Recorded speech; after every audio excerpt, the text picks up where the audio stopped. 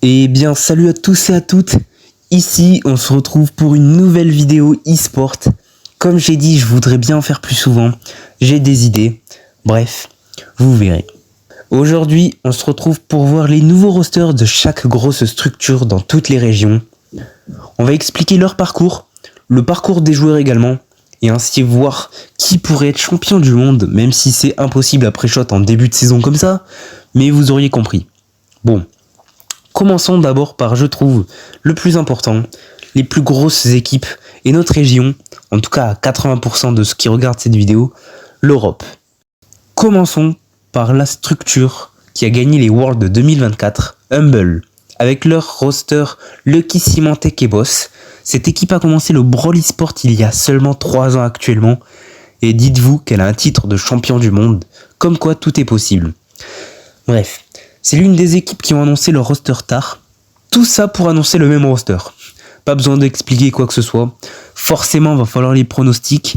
Et d'ailleurs, belle vidéo d'annonce de roster. Ensuite, Zeta Division. Bon, oui, leurs nouveaux rosters ne sont plus en Europe, mais je dois forcément parler d'eux. La structure triple championne du monde consécutive de 2021 à 2023, avec leur ancien roster Giro, Noui et Miu. On reparlera d'eux juste après, forcément. Et bien, leurs nouveaux rosters sont Cité Tempo, Shizuku et Levi. Bon, ceux qui ont commencé l'e-sport récemment, ça vous dit pas grand chose à part Cité Tempo. Et bien, allons sur Wikipédia, qui ici regroupe tous les bons joueurs avec leur palmarès.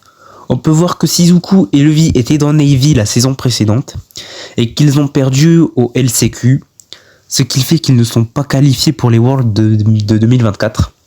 Bon, c'est vrai que sans être méchant, on a connu mieux pour du Zeta, mais bon, on verra peut-être que ce sera excellent. Ensuite, Footisport. Et oui, c'était une équipe Sud-Amérique auparavant. Alors vous me direz que oui, aussi début de saison, ils étaient en Europe avec Drage, OG, Filippo, mais bon, l'équipe s'est dissoute en pleine année. Il y a eu la team Ogurchiki à la place, et bref. Du coup, disons qu'avant, il n'y avait eu qu'un roster. Et qu'il était accompagné au Sud-Amérique, accompagné de PK, Roubeliu et Motep. Bon bref, si je vous parle de Cito, alors qu'avant j'ai dit que je parlais d'abord des meilleures structures, c'est tout simplement que leur roster 2025 n'est autre que l'ancien Zeta, donc Giro, Noui et Miu, le roster qui était champion du monde 2023. Bon là vous avez compris que normalement ils sont là cette année. Ensuite SK Gaming. Bon, ça a fait beaucoup parler. Vous le savez, leur ancien roster composé de Yoshi, Joker et le nain. On a tous entendu l'histoire à propos de le nain, l'un des meilleurs joueurs d'Europe individuels. S'est fait entre guillemets kick, sous prétexte qu'il sait jouer que des tanks. Du coup, pour cette année, ils ont repris OP, un des seuls joueurs français qui est vraiment excellent aussi. Bien entendu, il y a Gugu, on l'oublie pas aussi. Et ouais, OP qui était chez SK avant aussi.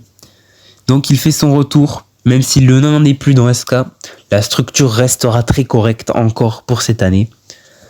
La preuve d'ailleurs, ils ont gagné le Champions Invitational. Également, nous avons une nouvelle structure qui est dans le Brawl eSport et qui en plus de ça est directement partenaire. Je ne parle bien de la team Heretics. Bon, là c'est du coup le roster de Ikaos, le nain et Drage. Excellent roster parce qu'en fait Icos et le nain en 2021 ils étaient à leur prime avec AQM et tout ça là. Et ouais, on espère que, en tout cas moi j'espère qu'ils vont être les champions du monde 2025. Ensuite nous avons Reply Totem avec leur ancien roster Maru Maori qu'ils ne veulent jamais lâcher puisqu'ils sont encore là depuis une éternité et ils le seront pour 2025. Et il y avait aussi Icos l'année dernière. Et bien à sa place, ça sera Angel Boy, excellent joueur aussi, mais qui n'a pas pu faire les Worlds 2024, parce que 2024 c'était quelque chose quand même. Bref, ils ont sorti Humble, les champions du monde actuels dans la mini cup. Après, est-ce qu'on peut se fier à ça? Honnêtement, je pense pas, parce que c'était vraiment pas une cup de tryhard de fou, ça n'avait aucun impact sur la saison, c'était juste pour le fun malgré les 4000$ à gagner. Pour eux, c'est rien ça. Bref, on verra ce que ça va donner aussi. Ensuite, Eternal Fire. Bon, la structure qui arrivait vraiment depuis les Worlds 2024. Pour le coup, là, ils sont vraiment venus à la fin, comme ça. Pour ceux qui n'ont pas le contexte, à la base Gugu, OP et Mebius qui ont joué pour Eternal Fire au World, je précise au World, parce qu'avant les Worlds, toute la saison jusqu'au LCQ, ils étaient pour Eclipse Sport, qu'on reparlera juste après aussi. Et donc leur contrat s'est arrêté avant les Worlds, et donc ils ont cherché une équipe pour les Worlds. Et Eternal Fire, qui sort de je ne sais où, les ont recrutés pour les Worlds. Mais ils continuent en 2025, en gardant Mebius de l'année dernière, et pour les accompagner, Nob et Busco, eux n'ont pas fait de World de leur vie, c'est vrai que ça annonce pas du lourd. Et pour finir en Europe, nous avons Eclipse Sport. Bon, du coup, inutile de répéter leur histoire en 2024. Nous espérons que cette année, leur contrat va au-delà que les LCQ, si jamais ils vont atteindre les Worlds.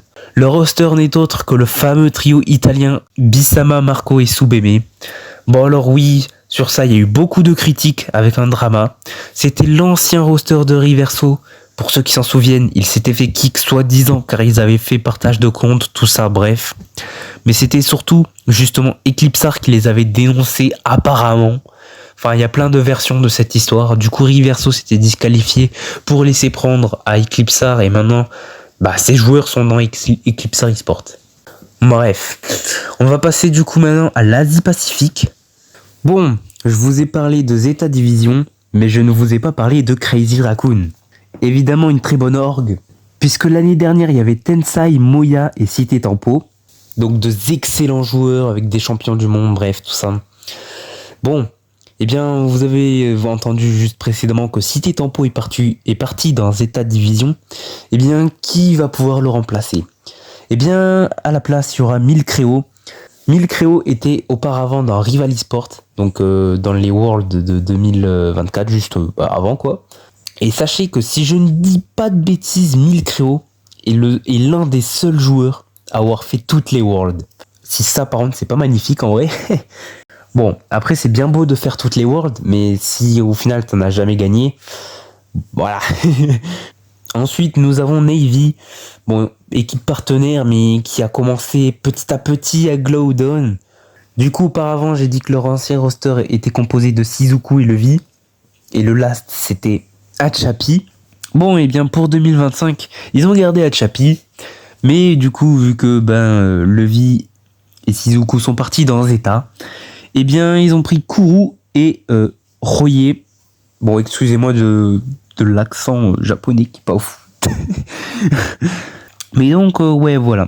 Pour la région de l'Amérique du Nord, nous avons déjà plus d'équipes qu'en Asie. Premièrement, Tribe Gaming. Leur ancien roster accompagné de Zulan, EZ Livy, Tyrant et Fade. Bon, ils s'étaient pas qualifiés pour les Worlds 2024 malheureusement. C'était la première fois de l'histoire de cette structure qu'ils ne se qualifient pas au World. Tout s'est joué sur les LCQ face à Totem. Bref, je ne vous rappelle pas ça, hein. Les rediffusions sont toujours là si jamais. Mais donc, vont-ils revenir plus fort cette année? On espère, puisqu'ils ont recruté RBM, Luffy et Zeus, littéralement l'ancien roster de Elevate, vous ne rêvez pas. Bon, forcément, eux ont réussi à se qualifier au World. C'était les premières pour ce roster. Espérons pour Tribe que ça ne soit pas les dernières. Ensuite, nous avons, justement, Elevate.